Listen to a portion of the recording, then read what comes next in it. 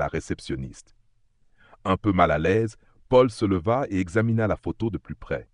Quelque chose clochait avec les yeux du mari. On aurait dit qu'ils étaient griffonnés à l'encre noire, comme si quelqu'un avait voulu les effacer. Cette nuit-là, Paul ne dormit pas bien.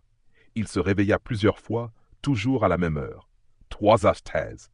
À chaque fois, il croyait entendre un bruit, comme un raclement venant de l'armoire. La dernière fois, il en eut assez. Il se leva et ouvrit brutalement les deux battants. Rien.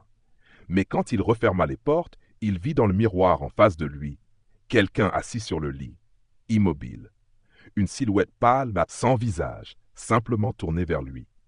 Il se retourna violemment. Personne sur le lit. Paul ne dormit pas de la nuit. Au matin, il descendit à la réception, livide, les yeux cernés.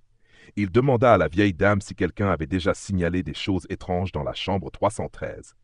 Elle le regarda longuement, puis répondit « Monsieur, cette chambre est vide depuis 10 ans, fermée à clé.